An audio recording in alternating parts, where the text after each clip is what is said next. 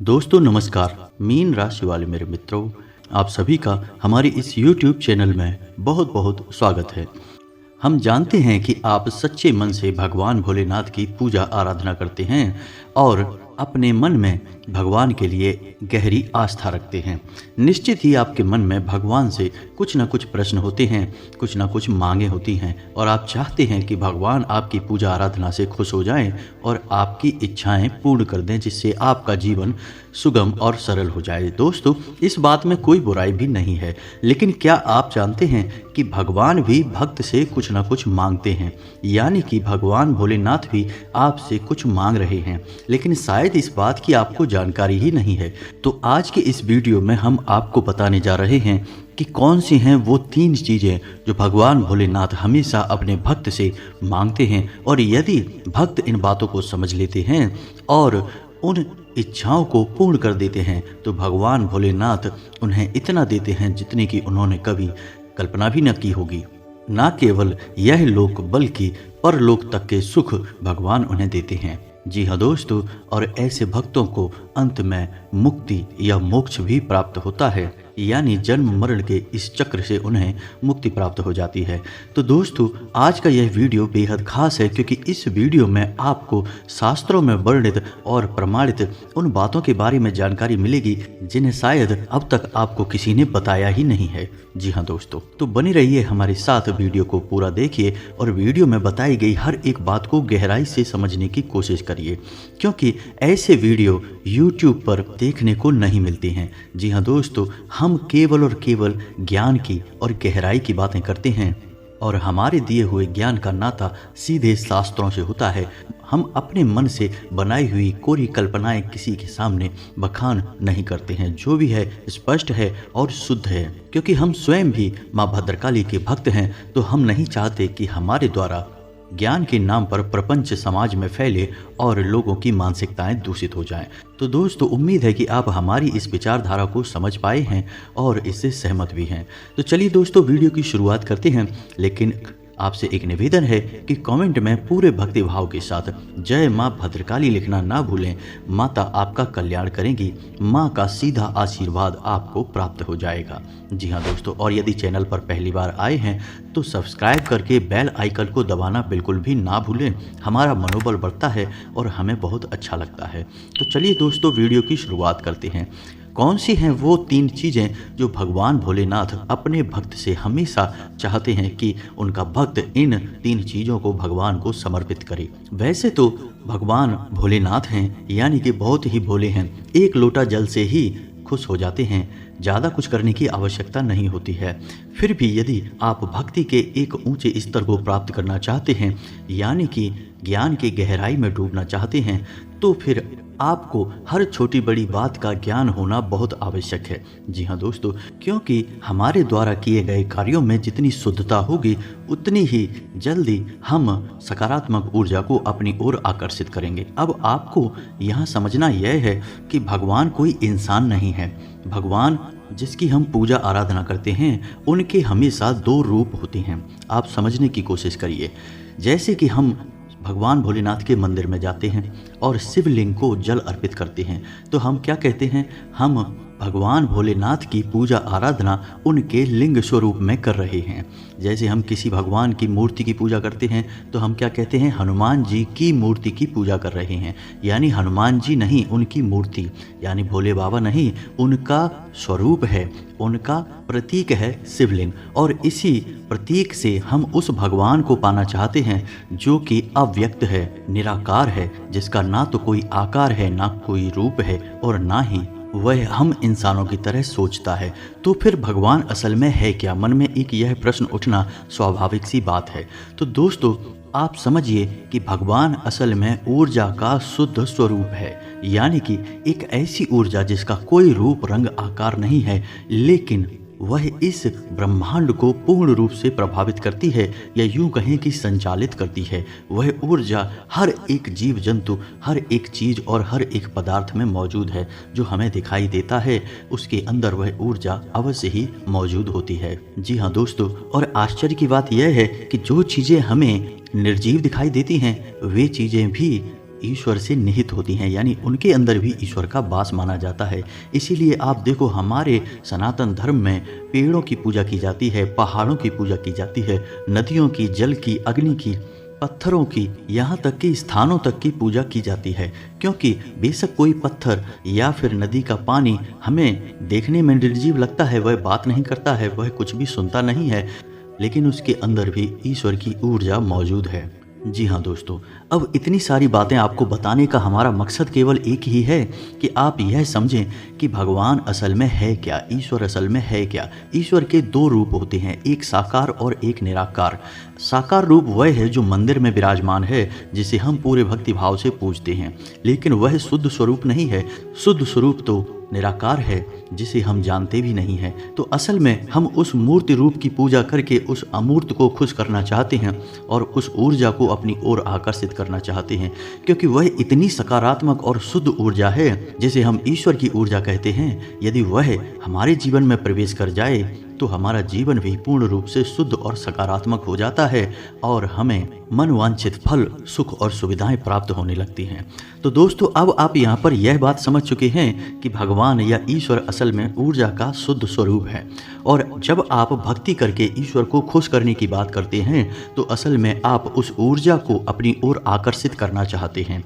तो अब ऐसे में ऊर्जा को आकर्षित करने के नियम क्या हैं, आप समझिए। आप कितना ही दिखावा करेंगे, कितना ही प्रपंच करेंगे, लेकिन वह ऊर्जा आपकी ओर आकर्षित नहीं होगी।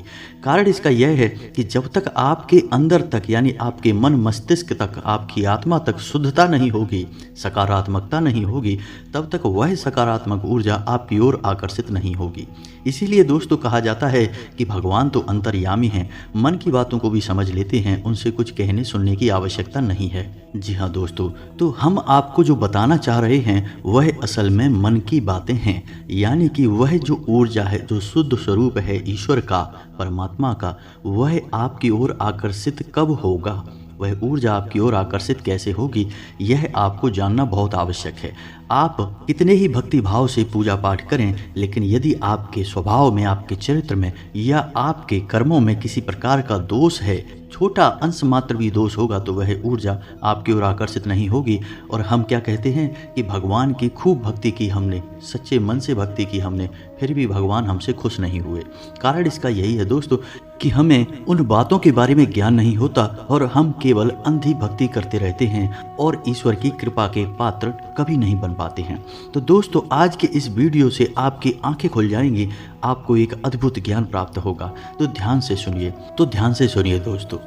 3 बातें जो भगवान भोलेनाथ आपसे चाहते हैं कि आप उन्हें पूरा करें या उन्हें भगवान को समर्पित करें, एक ही बात है दोस्तों।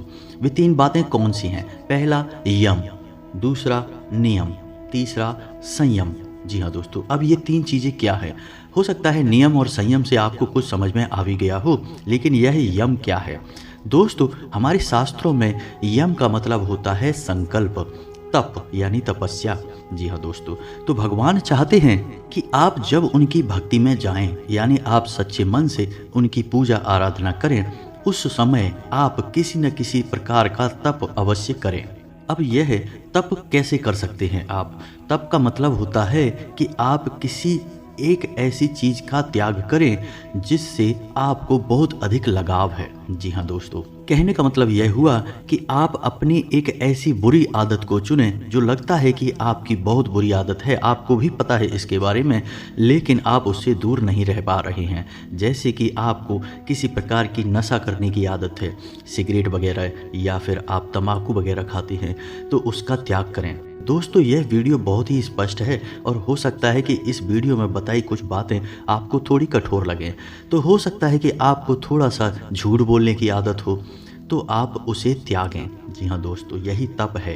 तप का मतलब यह नहीं कि आप जंगल में चले गए और एकांत में बैठ के भगवान का नाम ले रहे हैं, यह भी तप का एक रूप है, लेकिन आप गृहस्थ जीवन में रहकर, संसार के बीच रहकर भी तप कर सकते हैं। तो आप अपनी एक ऐसी इच्छा का त्याग करिए जो आपको लगती है कि गलत है, लेकिन आप उसके बिना रह नहीं पा रहे हैं।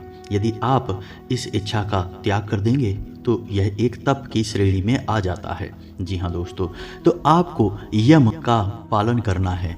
अब बात करते हैं नियम। तो दोस्तों, हमारे शास्त्रों में नियम को हमारे शुद्धता से जोड़ा गया है, यानी हमारे रोज के क्रियाकलापों से जोड़ा गया है। जैसे कि आपको ब्रह्म मुहूर्त में जागना है, ईश्वर का नाम लेना है, समय से स्नान आदि करना है, सूर्य को अर्घ्य देना है, और जो भी जीवन को शुद्ध रूप में जीने के विधि विधान हैं उन्हें आपको पूर्ण करना है। इसे ही नियम की पूर्ति कहते हैं।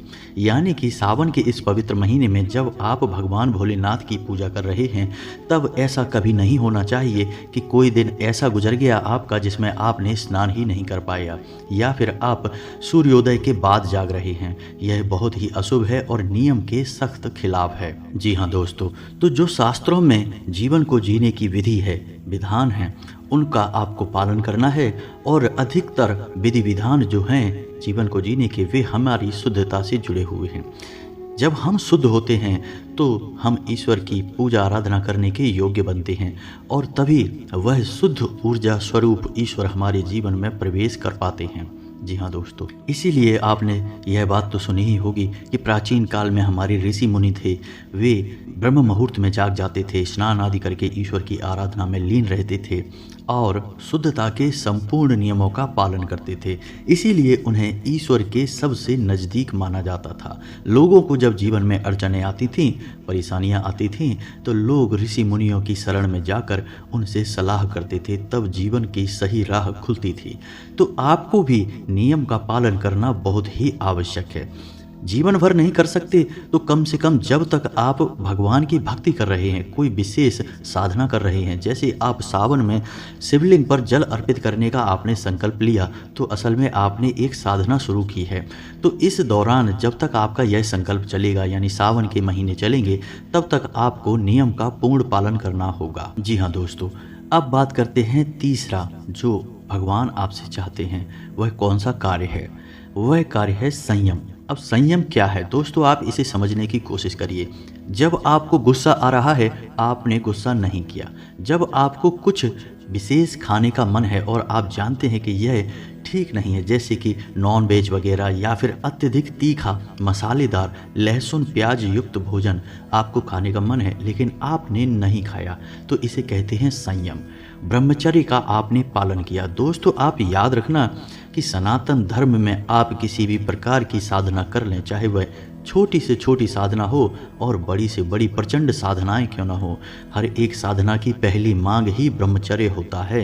तो आपको ब्रह्मचर्य का पालन करना होगा, संयमित जीवन जीना होगा। जी हाँ दोस्तों, और संयम का एक सबसे शुद्ध स्वरूप जो है उसे हम कह सकते हैं कि हमारे मन में ही गलत विचारों को हम रोक दें। ऐसा नहीं है कि हमारे मन में गलत विचार आए ही ना, यह बात कहना गलत होगा। इंसान होने के नाते हमारे मन में कई प्रकार के विचार आते हैं, कुछ अच्छे और कुछ बुरे। तो जो हमारे मन में गलत विचार आए तो हम उन्हें छेड़ें ही ना, बस उन्हें हम जहाँ के तहाँ रोक दें और उसके बाद हम उन विचारों पर मनन ना करें और हम ईश्वर की भक्ति में लीन रहें, ईश्वर का नाम लेते रहें, जिससे हमारा चित्त शांत और शुद्ध रहता है। ऐसे में आप संयम का पूर्ण पालन कर रहे हैं। तो जब आप संयम का पूर्ण पालन करेंगे तो आपका चित्त शांत और शुद्ध रहेगा और सकारात्मक ऊर्जा बढ़ने लगेगी आपके मन में, आपके आसपास के वातावरण में। दोस्तों, विज्ञान भी अब इस बात को मानता है कि हर एक इंसान के शरीर के आसपास एक ऊर्जा क्षेत्र होता है, जिसे इलेक्ट्रोमैग्नेटिक यानी विद्युत चुंबकीय क्षेत्र कहा जाता है। और हमारा अध्यात्म इसे बहुत पहले से मानता चला आ रहा है कि इंसान के शरीर के आसपास ऊर्जा का एक क्षेत्र होता है। तो जब इंसान की विचारधारा किसी प्रकार से अशुद्ध हो जाती है, सही नहीं होती है, तो यह ऊर्जा क्षेत्र भी प्रदूषित हो जाता है और सिकुड़ कर छोटा हो जाता है। ऐसे में इंसान का जीवन बड़ा कठिन हो जाता है, उसे जीवन में तमाम छोटी बड़ी परेशानियां घेरे रखती हैं और उसके विचार हमेशा नकारात्मक ही रहते हैं। जी हाँ दोस्तों, और जब इंसान यम, नियम और संयम का पूर्ण पालन करता है, ईश्वर का नाम लेता है, तो वह अपने इस ऊर्जा के क्षेत्र को बहुत शुद्ध कर लेता है, और जैसे जैसे यह ऊर्जा का क्षेत्र शुद्ध होता जाएगा यह बड़ा होता चला जाएगा। जी हाँ दोस्तों, और ईश्वर की उस शुद्ध सकारात्मक सर्वोपरि ऊर्जा को अपनी ओर आकर्षित करने लगेगा। तभी हम कहते हैं कि भगवान का आशीर्वाद प्राप्त होने लगा है, किस्मत खुलने लगी है, भाग्य साथ देने लगा है। अब हर काम को करें उसमें सफलता प्राप्त हो जाती है, मिट्टी को भी छू लें तो सोना बन जाता है। जी हाँ दोस्तों, यह सब तभी संभव है जब हम अपने जीवन में और अपने स्वयं के ऊपर कार्य करें। तब केवल भगवान का नाम ले लेने से, एक बार मंदिर हो आने से और महंगी महंगी चीज़ें भगवान को अर्पित कर देने से भगवान खुश नहीं हो जाते। याद रखें, भगवान कोई इंसान नहीं है जिन्हें हम खुश कर सकते हैं। हमारी इतनी ताकत कहाँ, यानी इंसान की इतनी शक्ति कहाँ कि वह भगवान को खुश कर दे या भगवान को दुखी कर दे। यह तो बिल्कुल वैसा ही होगा दोस्तों कि कोई आपसे कह रहा है कि एक दीपक जलाइए और सूरज को रोशन कर देंगे, और दीपक बुझ गया तो सूरज भी बुझ जाएगा। क्या ऐसा संभव है? जी नहीं दोस्तों।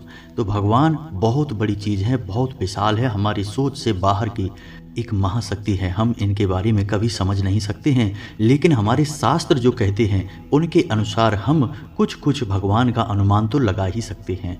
तो दोस्तों, आज के इस वीडियो में हमने आपको जो जानकारी दी है, उस जानकारी का यदि आप अपने जीवन में उपयोग करते हैं तो आपका जीवन पूर्ण रूप से बदल जाएगा, इस बात की हम गारंटी देते हैं।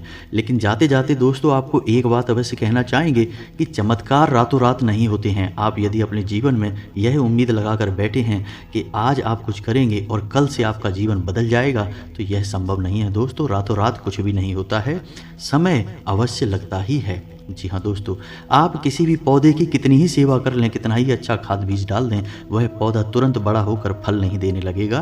प्रकृति के द्वारा तय किए गए सिद्धांतों को पूर्ण करते हुए वह अपना पूरा समय लेगा, तभी वह फलित होगा। तो आपके द्वारा किए गए क्रियाकलाप भी तभी फलित होते हैं जब आप नियमित तौर पर उन्हें लंबे समय तक करते हैं। अब आप इन सब बातों को अपने जीवन में जब अपनाएंगे तो कुछ ही दिनों में, यानी कि 10 दिन लग सकते हैं, 1 महीना लग सकता है, 2 महीना लग सकता है, लेकिन बदलाव आएगा, इस बात की गारंटी है। जी हाँ दोस्तों, तो उम्मीद है कि आपको हमारे द्वारा बताई गई बातें समझ में आ गई होंगी। यदि आपके मन में इन बातों को लेकर किसी प्रकार का कोई प्रश्न है तो आप हमसे कमेंट करके बेफिक्र होकर पूछें।